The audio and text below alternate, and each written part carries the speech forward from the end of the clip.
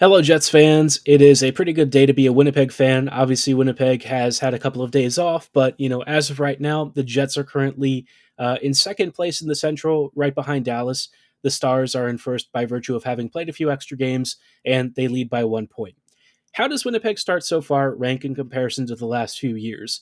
And why is this team potentially feeling a little bit different than those squads? We'll investigate all of these questions and what lies ahead for the Jets on tonight's episode of Locked On Winnipeg Jets. You're Locked On the Hockey Jets, your daily podcast on the Winnipeg Jets. Part of the Locked On Podcast Network, your team every day.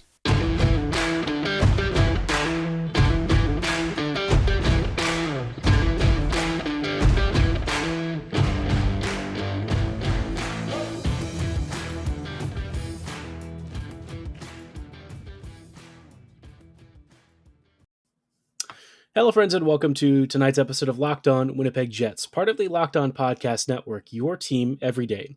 I'm your host, Harrison Lee, an avid Winnipeg Jets fan and an online blogger. You can follow me on Twitter at HLivingLoco and at LO_Winnipeg Jets.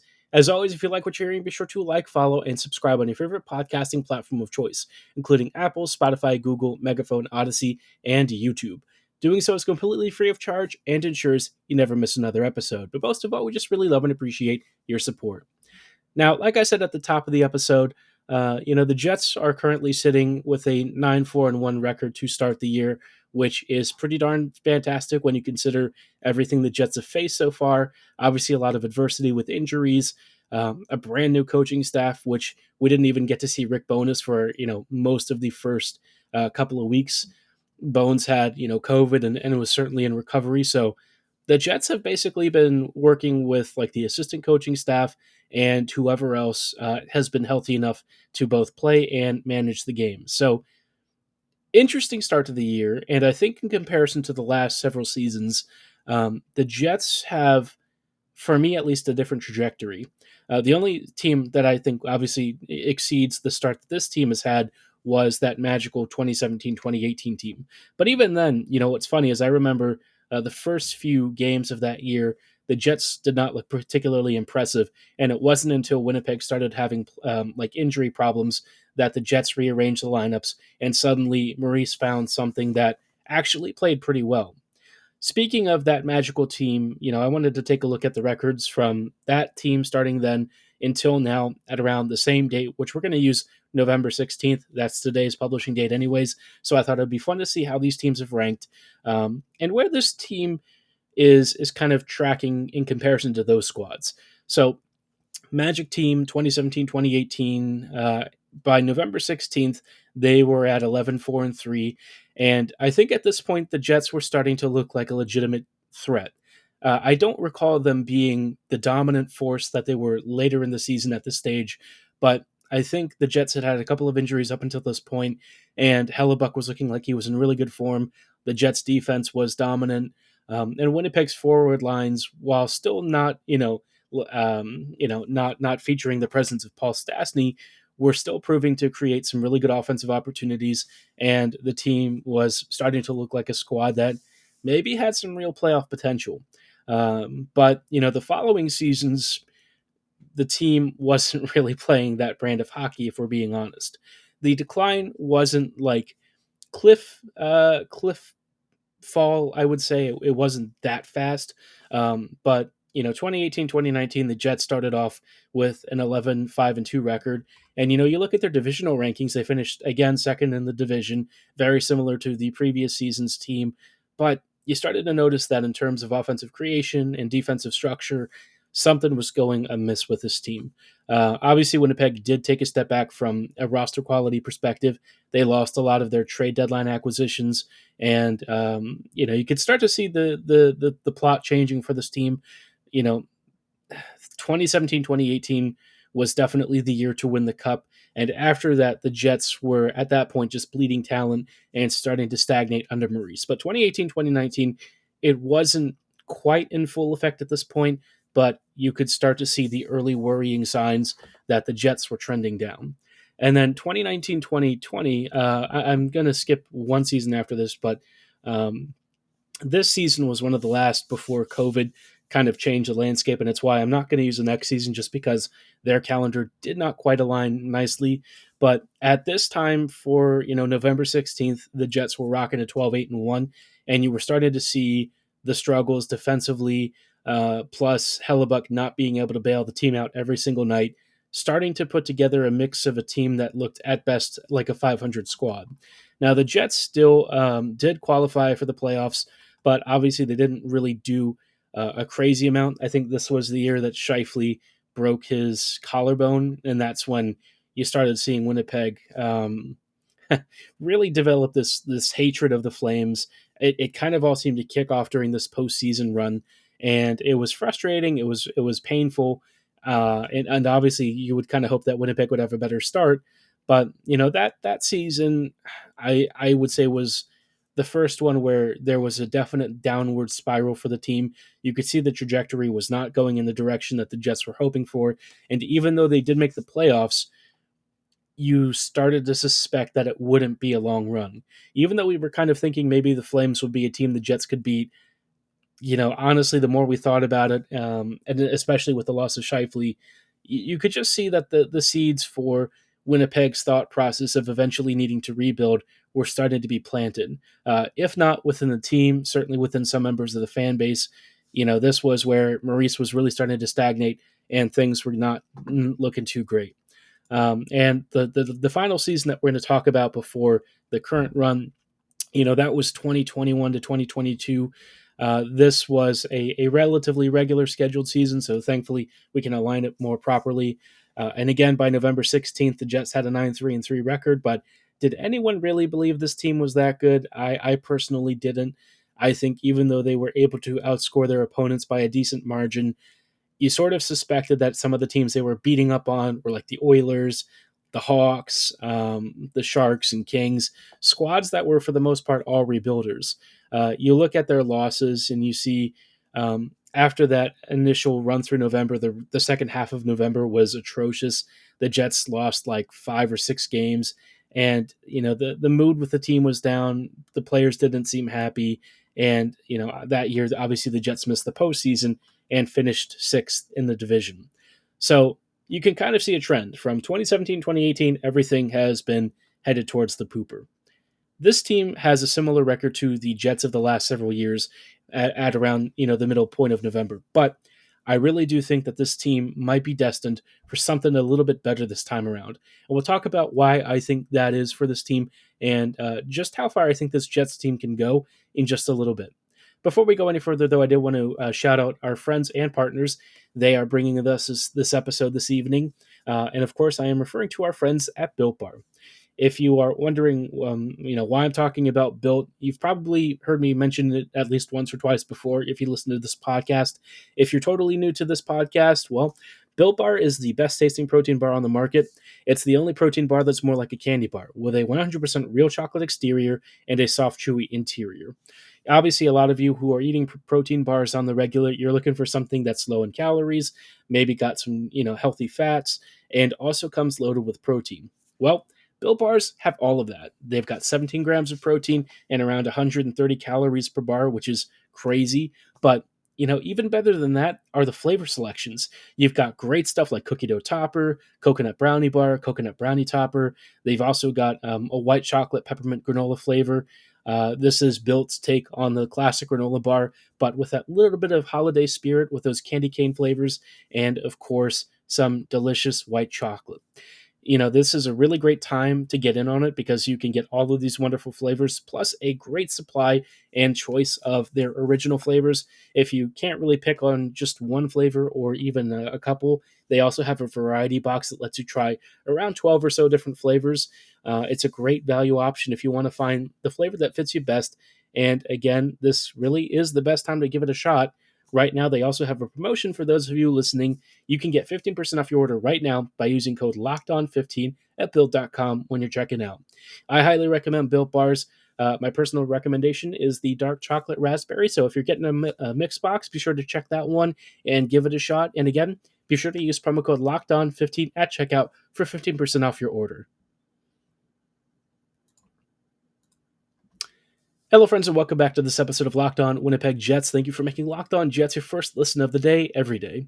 We're talking about how Winnipeg has started off in the past and why some of those season starts didn't feel particularly great or didn't really instill a lot of confidence in Jets fans versus this team that's starting to feel a little bit different despite having a similar record. Before we go into why I think the trajectory of this year's Jets might be, something to be optimistic about for the first time in years, I do want to recommend that you make your second listen of the day Locked On Sports Today.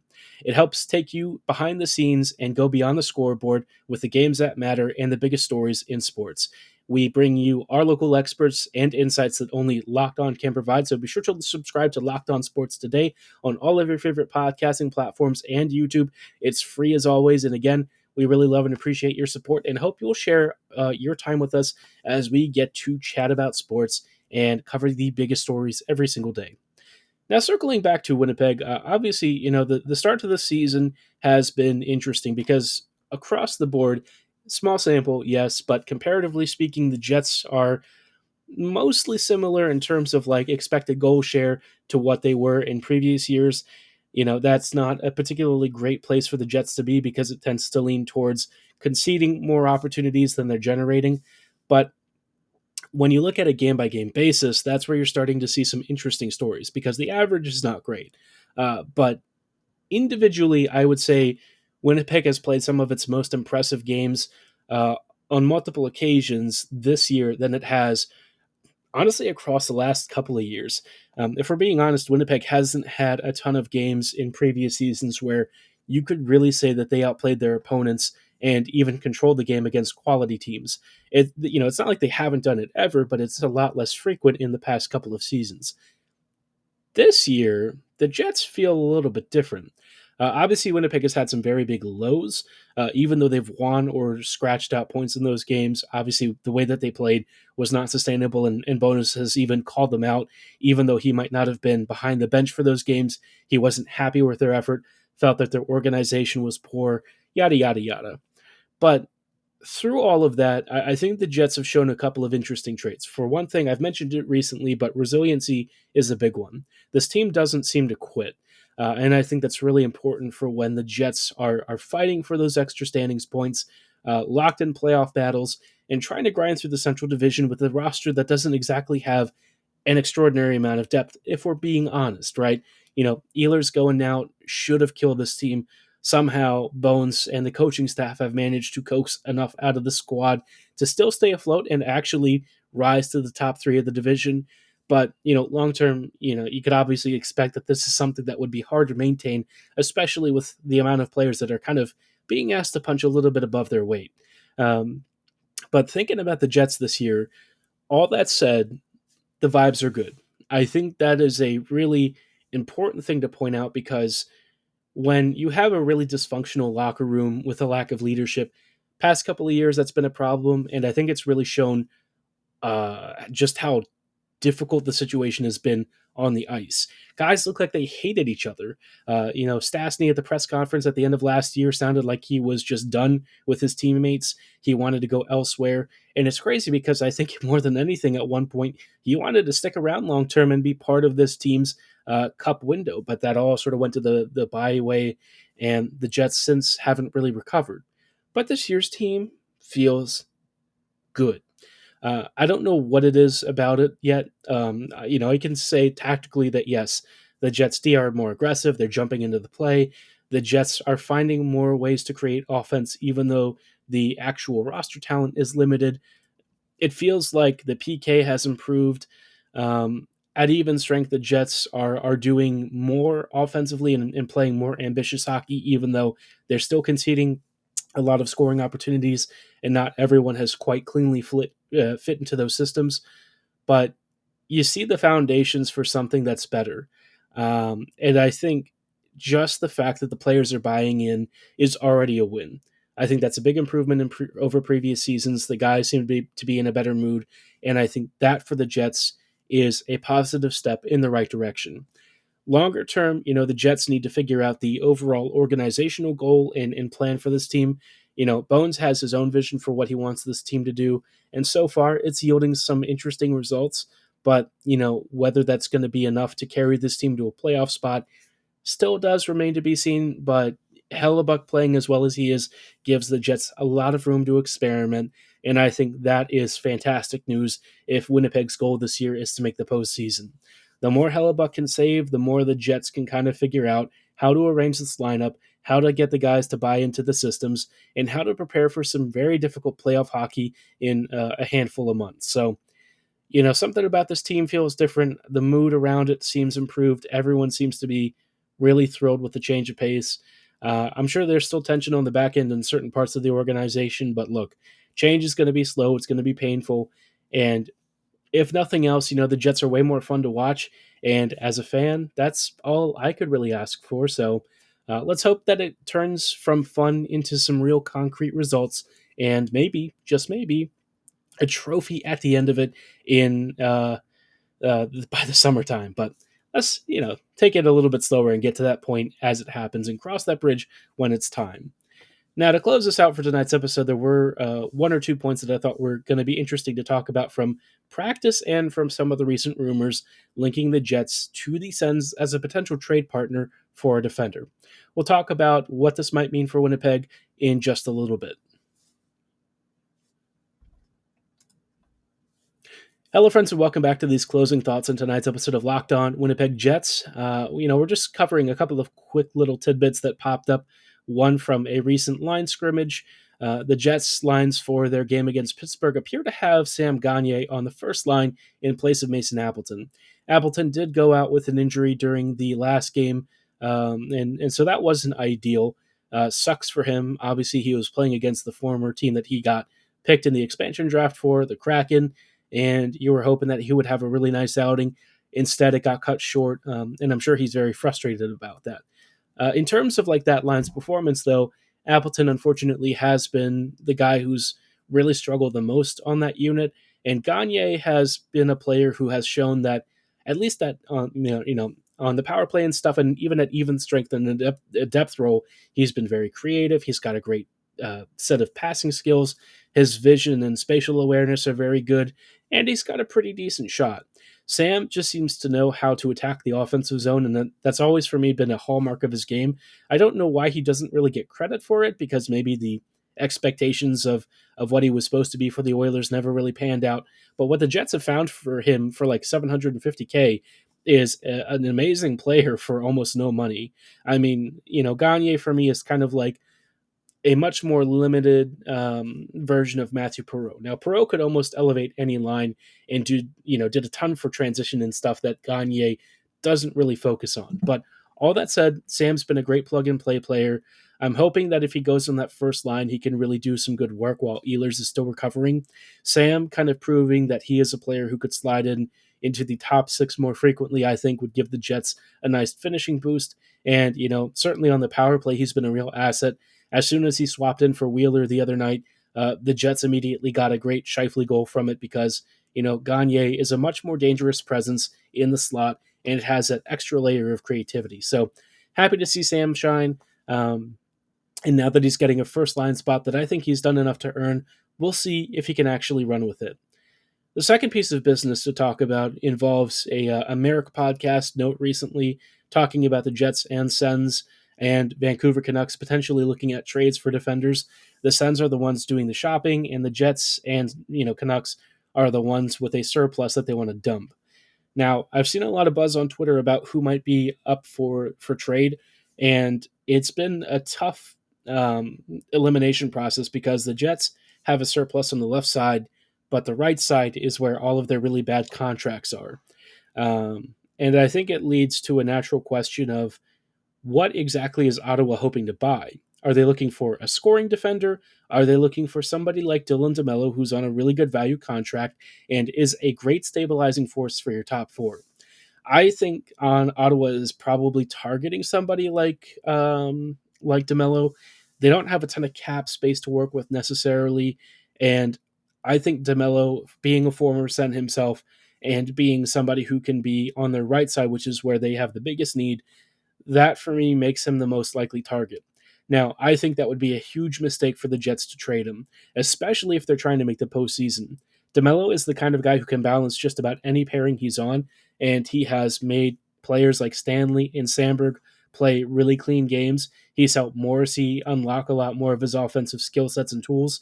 And DeMello is just a guy who's like a very every down kind of player. He's not going to be fancy. He's not going to be this extremely skilled goal scorer, but what you're getting with him is a guy who has given the Jets great pairings, whoever he's been playing with for the most part. So I think the Jets really need to stay away from DeMello being the option. Um, Now, when it comes to Pionk or Schmidt, I don't think either of them are getting traded. Both are kind of like vibes, leadery kind of guys, and I think the Jets really like that. Schmidt has also proven that he plays really well if you give him the right partner. He's got great transition skills. He's been doing a good job with Brendan Dillon, on the left side. So I don't think Schmidt is the guy. Pionk for me could be a choice. Um, but like I said in the past, Neil's kind of a fan favorite. People love his personality. He exudes a lot of accountability and joy, and I think those traits and his natural leadership on the ice, to me, it just doesn't seem like the player that the Jets would want to offload. Um, on the left side, you could see like a Logan Stanley trade, but Logan is also not really being paid that much, if we're being truthful. And the Jets are often very funny about, controlling salaries and making sure that they're getting good value from their players. So I think Logan's probably not on the list. The player that I kind of circle to the most is Dillon. I think Brendan Dillon is the guy who might end up being the odd man out because the Jets have a clog on the left side.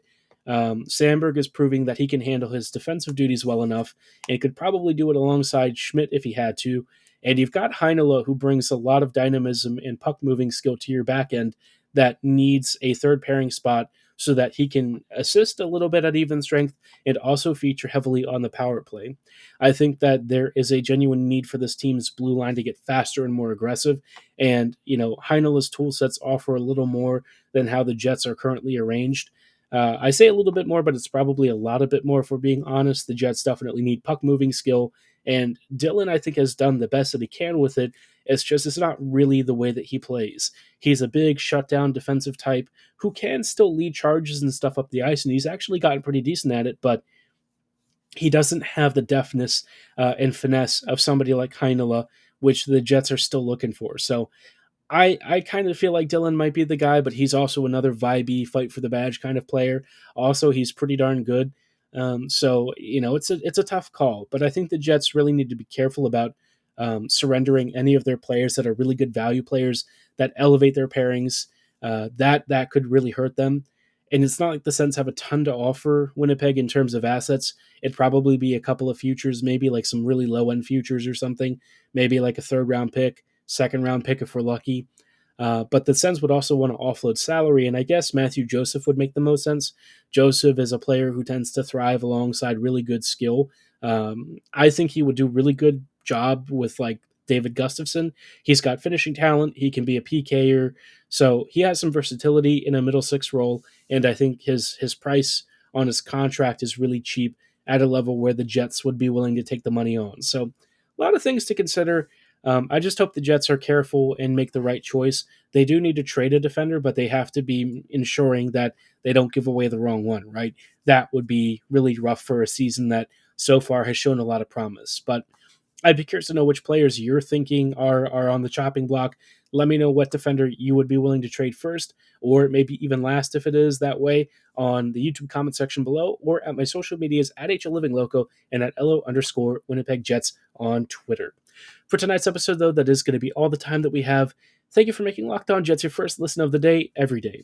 For your next listen, check out the Locked On Sports Today podcast. You can catch up on the biggest stories of the day in sports and get instant reactions, big game recaps, and our famous take of the day.